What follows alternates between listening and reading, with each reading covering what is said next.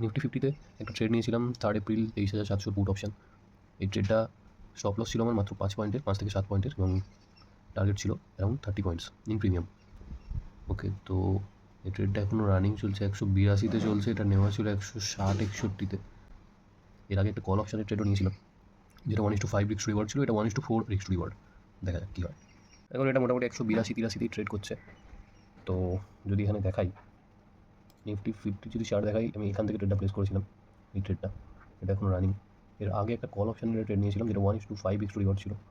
এটা মোটামুটি 1:4 to 4.5-এ ছেড়ে দেবো। দেখা যাক কতদূর কী যায়। তো এখন ট্রেডটা অ্যারাউন্ড 174-এ চলছে। তো আমি এখান থেকে আর স্টপ লসটা বাড়াচ্ছি না। স্টপ লসটা আমি কস্ট টু কস্ট বেরিয়ে যাবো। যদি এখান থেকে নাও প্রফিট আসে তো লস আমি নেবো না। তো 161-এর কাছাকাছি যদি চলে আসে I will exit, otherwise I will hold একদম 190-195 অবধি, যেহেতু রিস্ক টু রিওয়ার্ডটা মেনটেন করা খুব জরুরি। So as of now 197-98 trade করছে। আমি 195 বেরিয়ে গিয়েছি।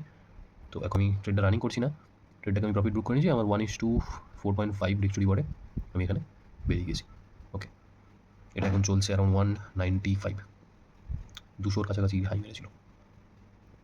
এটা এখনও যেতে পারে, বাট ওকে, নো গ্রিড। হ্যাঁ, তো এই পুট অপশান ট্রেড করার আগে আমি নিফটিতে 9:40 করে একটা কল অপশানেরও ট্রেড নিই, যেটা অ্যারাউন্ড 1:5 রিস্ক টু রিওয়ার্ড ছিল। ওকে, তো দেখতে পাচ্ছেন এই যে মোমেন্টটা, এইখান থেকে আমার একটা রেঞ্জ ছিল। এই রেঞ্জে যখন নিফটি ফল করে এলো এখানে, তখন আমি একটা ট্রেড প্লেস করেছিলাম। আদার কনফার্মেশনও ছিল।